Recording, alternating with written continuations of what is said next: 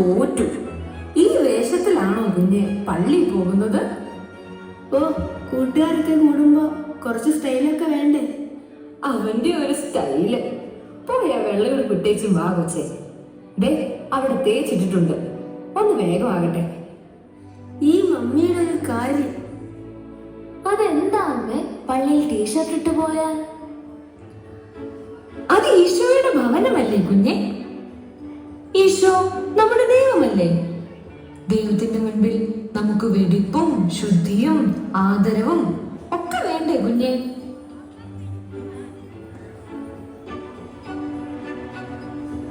ഇന്ന് മാത്രം എന്താണ് അമ്മേ പള്ളി വൈകുന്നേരം ഒരു കുർബാന? ഇന്ന് നമ്മുടെ പെരുന്നാളല്ലേ മോനെ? പെരുന്നാൾ എന്ന് വെച്ചാ എന്താ അമ്മേ? പെരുന്നാൾ ദിവസമാണ് നമ്മൾ വിശുദ്ധരെയൊക്കെ പ്രത്യേകം ഓർക്കുന്നത്, അവരോട് പ്രത്യേകമായി പ്രാർത്ഥിക്കുന്നത്. ഈ വിശുദ്ധരൊക്കെ ആരാ അമ്മേ? നല്ല ചോദ്യം. വിശുദ്ധ ജീവിതം നയിച്ചവർ വിശുദ്ധർ, ദൈവഹിതമനുസരിച്ചവർ വിശുദ്ധർ. അവരൊക്കെ എങ്ങനെയാ അമ്മേ വിശുദ്ധരായി തീർന്നത്? അത് ഞാൻ പറഞ്ഞു തരാം. നിങ്ങൾക്ക് കഥ കേൾക്കാൻ ഇഷ്ടമല്ലേ? അതെ. നമ്മൾ പള്ളിയിൽ എത്തുമ്പോഴേക്ക് ആ കഥ പറഞ്ഞു തീർക്കാം. ഒരിക്കൽ ഒരിടത്ത് ഒരു പുഴയോരത്ത് ഒരു മാമരം നിന്നിരുന്നു. മാമരം എന്നാൽ വലിയ മരം, പൂക്കളും കായ്കളും നിറയെ ഇലകളും ഒക്കെയുള്ള ഒരു വലിയ വൃക്ഷം. അതിന്റെ കൊമ്പുകളിൽ കിളികൾ കൂടുകൂട്ടി, ചില്ലകളിൽ അണ്ണാരക്കണ്ണന്മാർ പാടിച്ചാടി നടന്നു. അതിന്റെ തണലിൽ വഴിയാത്രക്കാർ വിശ്രമിച്ചു. അങ്ങനെ ഇരിക്കെ ഒരു ദിവസം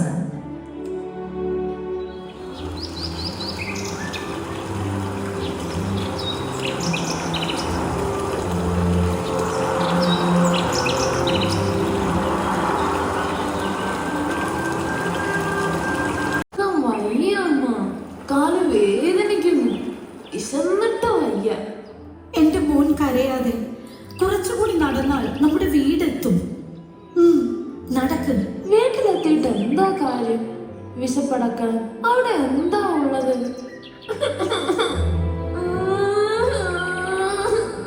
ഈശ്വര, ഞാൻ എന്ത് ചെയ്യും? ഈ മക്കൾക്ക് ഒരു നേരത്തെ ആഹാരത്തിനായി ഞാൻ എവിടെ പോകും? എന്തു പറ്റി? ആരാണത്? ഞാൻ തന്നെ. അതിശയം തന്നെ. ദേ മരം സംസാരിക്കുന്നു. അതിശയം വേണ്ട. എനിക്ക് സംസാരിക്കാൻ മാത്രമല്ല, കാണാനും കേൾക്കാനും ഒക്കെ കഴിയും. പക്ഷേ പലരും കണ്ടില്ലെന്ന് നടിക്കും. പിന്നെ ആവശ്യമില്ലാത്തതൊന്നും പറയാറുമില്ല. നീ കാണുകയും കേൾക്കുകയും ചെയ്തിട്ട് എന്ത് പ്രയോജനം? 3 ദിവസമായി ഞാനും എന്റെ കുഞ്ഞുങ്ങളും പട്ടിണിയിലാണ്. ഓ, അപ്പോൾ അതാണ് കാര്യം. വിശപ്പ്, പട്ടിണി. അതിന് നമുക്കൊരു പരിഹാരം ഉണ്ടാക്കാം. എന്ത് പരിഹാരം? അതോ, തൽക്കാലം എന്റെ ഈ ചില്ലകളിൽ ഇളകിയാടുന്ന പഴങ്ങൾ കുറച്ച് പറിച്ചെടുത്ത് വിശപ്പടക്കൂ.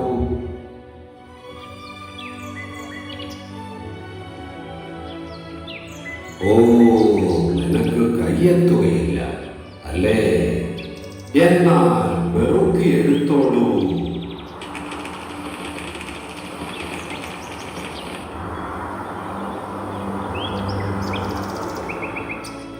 ഈ ഉപകാരം ഞാൻ ഒരിക്കലും മറക്കില്ല. നല്ല കാര്യം. എന്നാലും നിങ്ങൾ മനുഷ്യർ ഇതൊക്കെ മറക്കാറാണ് പതിവ്. അതൊന്നും സാരമില്ല. ഞാൻ ഇവിടെ തന്നെ ഉണ്ടാവും. നിങ്ങൾ ഇനിയും വരണം. നീയും കുഞ്ഞുങ്ങളും പട്ടിണി കിടക്കാൻ പാടില്ല. എനിക്ക് സന്തോഷമായി. നേരം വൈകുന്നു, ഞങ്ങൾ പോകട്ടെ. ശരി ശരി, നല്ലത് വരട്ടെ.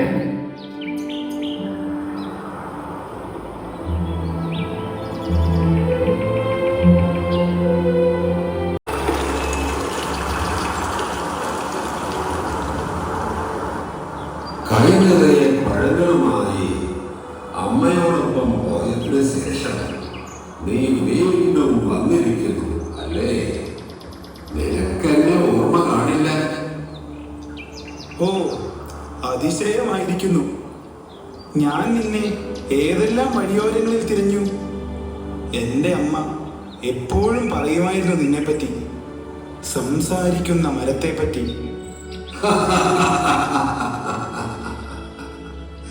ഞാൻ എവിടെ പോകാൻ?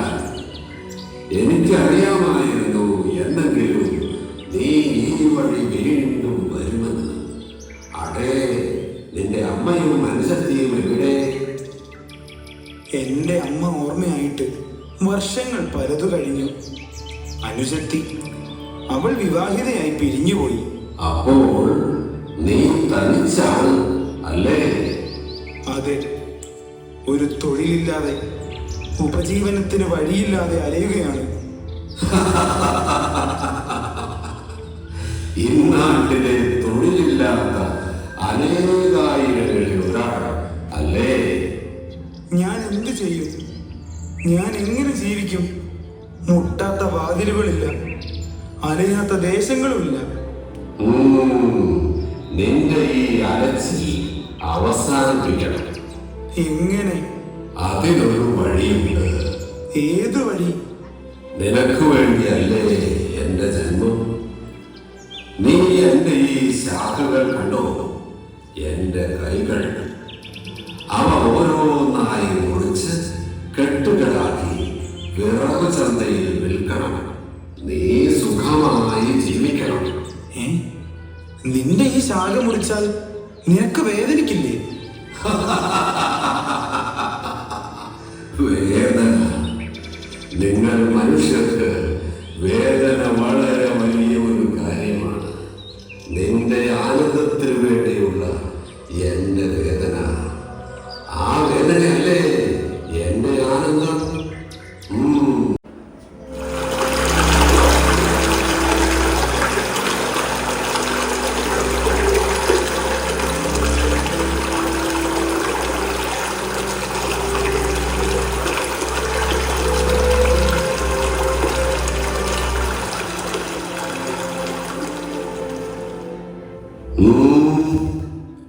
എന്താണ് നിന്റെ മുഖം വല്ലാതെ വാടിയിരിക്കുന്നത്?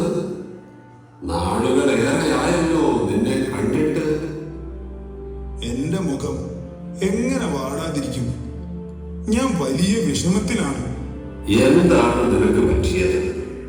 എന്റെ ശാഖകൾ വിറകുകെട്ടുകളാക്കി വിറ്റ് നീ സന്തോഷവാനായി നടന്നതല്ലേ? ശരിയാണ്. ആ കച്ചവടം കൊണ്ട് ഞാൻ ഒരുപാട് സമ്പാദിച്ചു. ആരും എന്നെ തോൽപ്പിക്കില്ല എന്നും വിചാരിച്ചു. പക്ഷെ ഇപ്പോൾ ഭാര്യയും കുഞ്ഞുങ്ങളും എല്ലാം ഉണ്ട് എനിക്ക്. അന്തി ഉറങ്ങാൻ ഒരു വീടില്ല, തല ചായ്ക്കാൻ ഒരിടമില്ല. ഓ, അപ്പോൾ അതാണ് കാര്യം. സ്വന്തമായി ഒരു വീടില്ല, ഭവനരഹിതൻ. വലിയ പ്രശ്നം തന്നെ. പക്ഷേ പരിഹാരമില്ലാത്ത ഏത് പ്രശ്നമാണുള്ളത്? എന്തു പരിഹാരം? ഉള്ള വീടിന് വാടക കൊടുക്കാൻ കഴിയാതെ ഞാനിപ്പോൾ പെരുവഴിയിലാണ്. നീ വിഷമിക്കാതെ, നിന്നെ സഹായിക്കാൻ എനിക്ക് കഴിയും. എങ്ങനെ? നിനക്കുള്ളതെല്ലാം നീ എനിക്ക് തന്നു. നിന്റെ പഴങ്ങൾ, നിന്റെ ശാഖകൾ എല്ലാം. ശരിയാണ്, അവയെല്ലാം എനിക്കുണ്ടായിരുന്നവ തന്നെ. ഇനി ഞാൻ എന്നെ തന്നെ നിനക്ക് തരികയാണ്. അതെങ്ങനെ? അതോ പറയാം. അത് അല്പം പ്രയാസമുള്ള കാര്യമാണ്, എനിക്കും നിനക്കും. അതെന്താണാവോ? നീ എന്റെ എന്റെ ഈ തടി, എന്റെ ശരീരം ചുവടോടെ മുറിച്ചെടുക്കണം. എന്നിട്ട് മനോഹരമായ ഒരു വീട് പണിയണം. വേണ്ട വേണ്ട, എനിക്ക് വേണ്ടി സകലതും തന്ന നിന്നെ വെട്ടി വീഴ്ത്താനോ? അതെ അതെ, അതാണ് എന്റെ സംതൃപ്തി. ഇനിയും ആലോചിച്ച് സമയം കളയണ്ട, നിന്റെ ജോലി ആരംഭിച്ചോളൂ.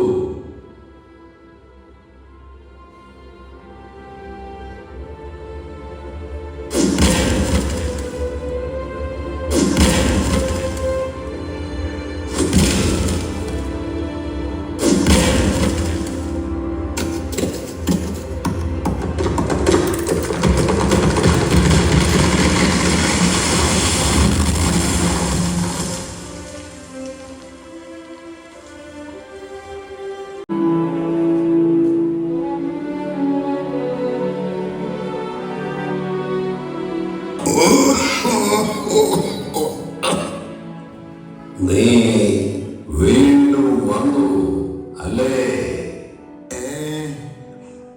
നീ ഇനിയും മരിച്ചില്ലേ? ഓ, നീ അങ്ങനെ വിചാരിച്ചു അല്ലേ? ഞാൻ മരിച്ചു പോയെന്ന്. ശരിയാണ്, എല്ലാവരും അങ്ങനെയേ വിചാരിക്കൂ. പക്ഷേ ഇല്ല, ഞാൻ മരിച്ചിട്ടില്ല, ഞാൻ മരിച്ചിട്ടില്ല. നിന്റെ ശരീരം മുറിച്ചെടുത്തുകൊണ്ടുപോയപ്പോ ഞാൻ വിചാരിച്ചു പോയി ഞാൻ തീർന്നുവെന്ന് അല്ലേ? ശരിയാണ്, നിങ്ങൾ മനുഷ്യർക്ക് ജീവൻ മണ്ണിന് മുകളിലാണ്. ഉടൽ നഷ്ടപ്പെട്ടാൽ ജീവൻ പൊലിഞ്ഞു. എന്നാൽ ഞങ്ങൾ മരങ്ങൾക്ക് ജീവൻ മണ്ണിനടിയിൽ നിന്നാണ്. ഇലകളും ശാഖകളും ശരീരവും നഷ്ടപ്പെട്ടാലും ഞങ്ങൾ ജീവിക്കും. ഞങ്ങളുടെ വേരുകൾ മരിക്കും വരെ. എന്താണ് ഇപ്പോൾ നിന്നെ അലട്ടുന്ന പ്രശ്നം? നിന്റെ ഭാര്യയും കുട്ടികളുമൊക്കെ അവരെവിടെ? അവർക്കൊന്നും ഇപ്പോൾ എന്നെ വേണ്ടാതായി. നിന്റെ ഉടൽ കൊണ്ട് ഞാൻ പണി തീർത്ത ആ വീട്ടിൽ നിന്നും അവരെന്നെ ഇറക്കി വിട്ടു. ഈ കൊടും തണുപ്പിൽ ഞാൻ വിറച്ചു വിറങ്ങലിച്ച് മരിച്ചു വീഴും. പാടില്ല, നീ അങ്ങനെ തളരാൻ പാടില്ല. നിന്റെ തണുപ്പകറ്റാൻ എനിക്ക് കഴിയും. എങ്ങനെ? സ്വന്തമായി ഒരു ശാഖ പോലും ഇല്ലാത്ത നീ. ഓ, നീ പറഞ്ഞത് ശരിയാണ്. സ്വന്തമായി ഒന്നുമില്ലാത്തവൻ നിങ്ങൾ മനുഷ്യർക്ക് വെറും പാഴ്വസ്തുവാണ്. ആർക്കും വേണ്ടാത്ത പാഴ്വസ്തു. നീ പറഞ്ഞു വരുന്നത് നിന്റെ തണുപ്പകറ്റാൻ നീ ഈ വൃക്ഷച്ചുവടിന് തീയിടണം. അതിൽ തീച്ചുവകാലങ്ങൾ ഉയരുമ്പോൾ എന്റെ അരികത്തിരുന്ന് നീ തണുപ്പകറ്റണം. വേണ്ട വേണ്ട, അപ്പോൾ നീ ഇല്ലാതാകില്ലേ?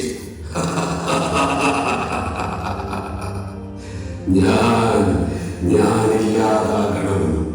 നിനക്ക് വേണ്ടി, നിനക്ക് വേണ്ടി. അതാണ് എന്റെ സന്തോഷം. നീ ജീവിക്കണം, അതാണ് എന്റെ സംതൃപ്തി. എന്റെ ബാല്യം മുതൽ വാർദ്ധക്യം വരെ എന്നെ ചേർത്ത് നിർത്തിയ നിന്നെ ഇല്ലാതാക്കാൻ എനിക്ക് കഴിയില്ല.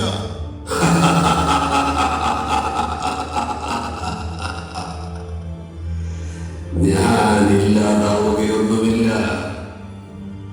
ഈ ആറ്റുതീരത്ത് പടർന്നു വ്യാപിച്ചിട്ടുള്ള എന്റെ വേരുകളിൽ നിന്ന് പുതിയ മുകുളങ്ങൾ ജനിക്കും.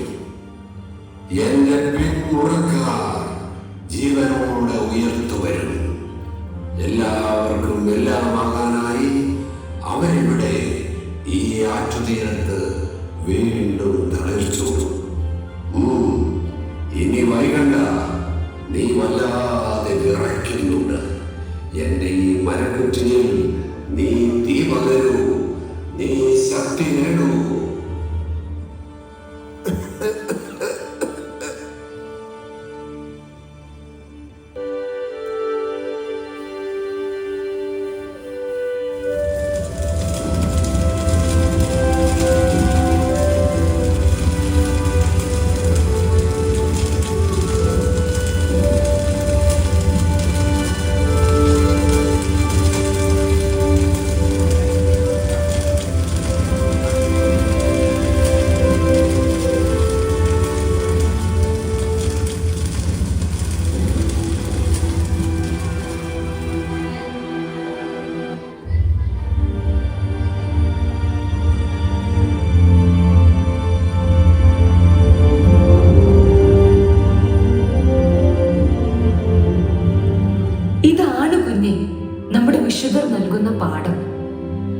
ഇതായിരുന്നു അവരുടെ ജീവിതം.